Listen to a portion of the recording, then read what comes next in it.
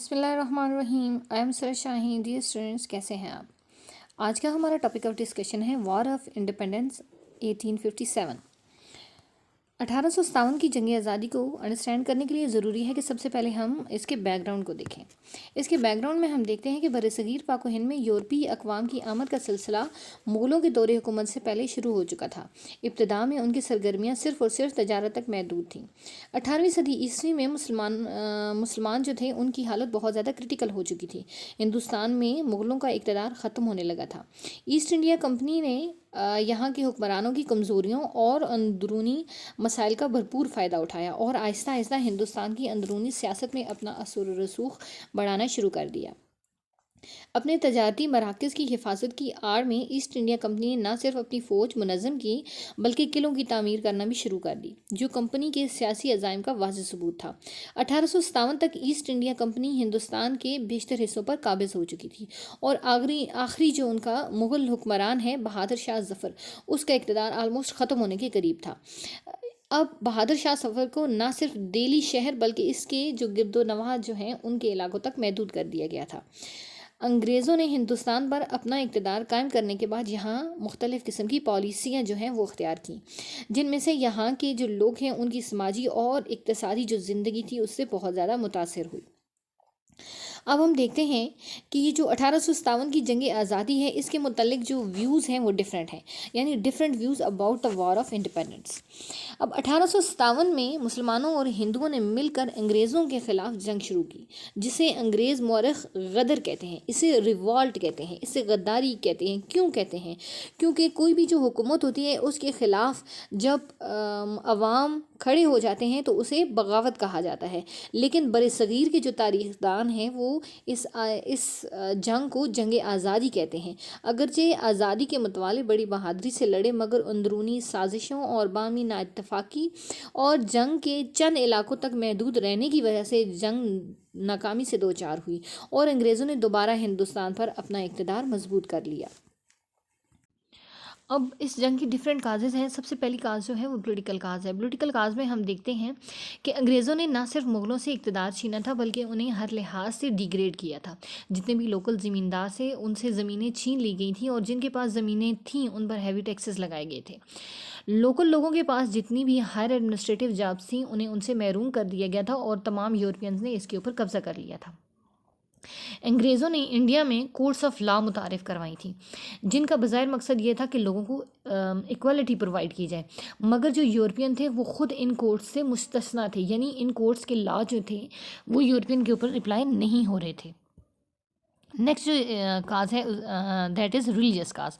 اب religious cause میں ہم دیکھتے ہیں انگریزوں نے ہندوستان کے لوگوں کے مذہبی عقائد اور ثقافتی روایات میں بھی مداخلت شروع کر دی تھی.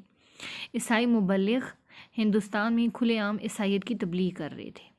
ایک تو وہ لوکل لوگوں کو اکنامک انسینٹیو دے کر انہیں عیسائی بنا رہے تھے اور دوسری طرف جو ہے وہ زبردستی بھی لوگوں کو تبلیغ کر رہے تھے کہ وہ عیسائی ہو جائیں.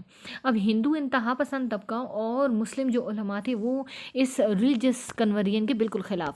سوشل کاز میں ہم دیکھتے ہیں کہ معاشرتی طور پر انڈین بہت زوال پذیر ہو رہے تھے.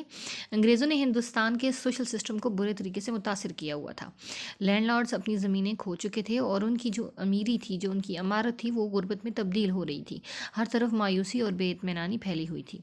نیکسٹ کاز ہے جی اکنامک کاز. اکانومی کسی بھی سسٹم کو چلانے کے لیے بہت ضروری ہوتی ہے اور انڈینز برٹشرز کے آنے سے پہلے اکنامکلی بہت زیادہ اسٹیبل تھے، لیکن جیسے ہی ایسٹ انڈیا کمپنی انڈیا میں داخل ہوئی تو اس نے سب کانٹیننٹ کے جتنے بھی اکنامک ریسورسز تھے ان پر قبضہ کرنا شروع کر دیا. اور جب مغلوں کا جو دور حکومت ہے وہ اختتام پذیر ہوتا ہے تو ایسٹ انڈیا کمپنی تمام انڈیا کے جو ریسورسز ہیں نیچرل اور ان نیچرل ان سب پر اس نے قبضہ کر لیا اور ہندوستان کی دولت کو، اس کی ویلتھ کو، اس کے ریسورسز کو انگلینڈ ٹرانسفر کرنا اسٹارٹ کر دیا.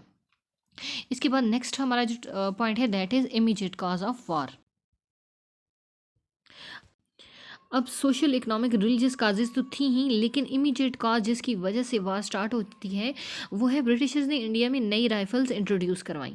ان نئی جو رائفلز تھیں ان میں کارتوس ڈالے جاتے تھے، اور ان کارتوس میں کے بارے میں یہ رومرز جو ہے وہ بہت جلد پھیل گئی کہ ان کارتوس میں سور اور گائے کی چربی استعمال ہوتی ہے۔ ہندوؤں کے لیے چونکہ گائے جو تھی وہ سیکرڈ تھی اور سور کی اسلام میں ممانعت تھی، تو لہٰذا انڈین جو تھے چاہے وہ مسلمان تھے یا ہندو، وہ اس کارتوس کو استعمال کرنا اپنے لیے اچھا نہیں سمجھتے تھے۔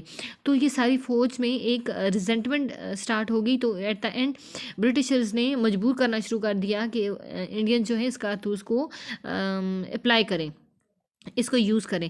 تو یہ اب انڈینز چونکہ اس کے خلاف تھے، تو یہ ایک امیڈیٹ کاز بنتی ہے وار کی۔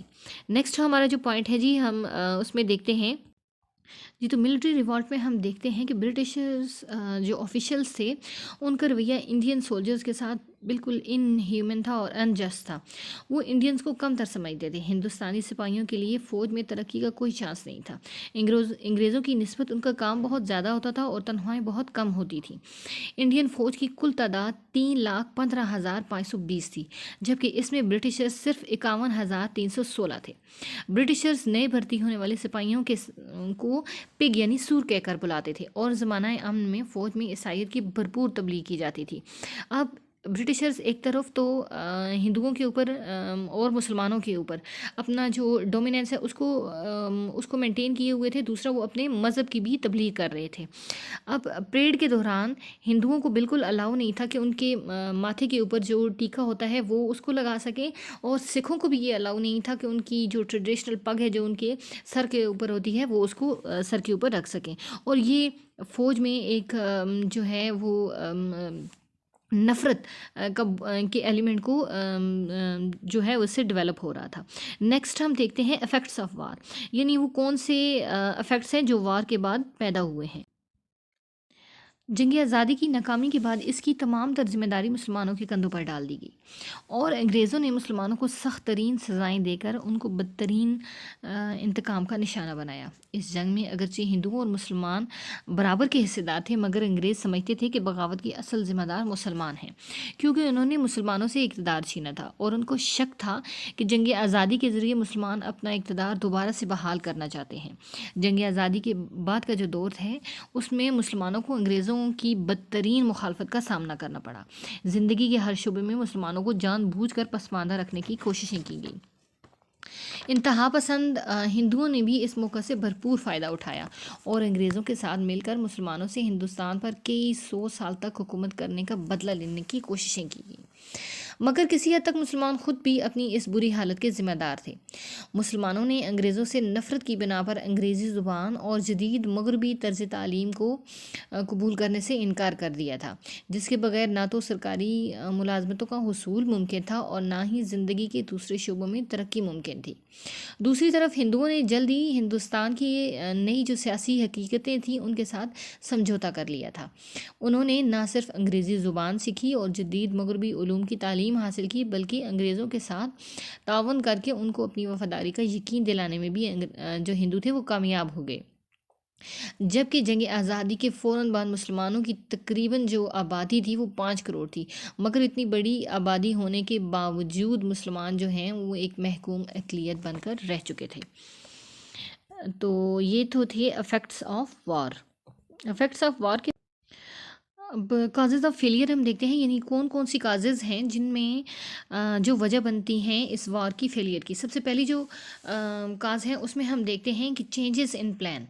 اب جتنے بھی انڈین ریولیوشنریز تھے انہوں نے پلان کر رکھا تھا کہ جو وار ہوگی وہ پورے ملک میں ہوگی اور سٹیپ بائی سٹیپ ہوگی، تاکہ برٹشرز سے اپنے اسٹیٹ کو اپنے ملک کو واپس لیا جا سکے۔ لیکن جو امیڈیٹ کاز بنتی ہے وار کی سولجرز کی طرف سے، اس کے بعد اب اس پلان میں چینج ہو جاتا ہے، تو یہ ایک بہت بڑی کاز بنتی ہے جنگ کی ناکامی کی۔ سیکنڈ جو ہے وہ جو اسسٹنس ہوتی ہے، جو اکنامک اور ملٹری اسسٹنس ہوتی ہے سکھوں کی طرف سے اور گورکھا کی طرف سے برٹشرز کو، تو یہ بہت بڑی ایک سیکنڈ امپورٹنٹ کاز بنتی ہے اس جنگ کی ناکامی کی، اور برٹشرز جو ہیں اس جنگ میں کامیاب ہو جاتے ہیں اور انڈینز ناکام ہو جاتے ہیں۔ اس کے علاوہ تھرڈ امپورٹنٹ جو کاز ہے وہ absence of active and efficient leader. آلدو کہ انڈینز اپنے آپ کو بہادر شاہ ظفر کی لیڈرشپ میں آرگنائز کرنے کی کوشش کرتے ہیں، لیکن بہادر شاہ ظفر اتنے ایفیشینٹ اور اس وقت جو ہے وہ کمپیٹنٹ لیڈر نہیں ہوتے جو کہ انڈینز کو یونائٹڈ کر سکیں اور ایک پری پلان جو جنگ ہے وہ ان انڈینز کے تھرو جیت سکیں. تھرڈ، اس کے علاوہ جو نیکسٹ امپورٹنٹ ہماری کاز ہے وہ یہ ہے کہ کمپنی کا جو کنٹرول ہوتا ہے تمام مینس آف کمیونیکیشن اور ٹرانسپورٹ کے اوپر، وہ بہت امپورٹنٹ رہا ہے. یعنی ایسٹ انڈیا کمپنی جو تھی وہ ایک پرانی اور ویل اسٹیبلش کمپنی تھی، اور اس کے پاس مینز آف ٹرانسپورٹیشن اور مینز آف کمیونیکیشن موجود تھے.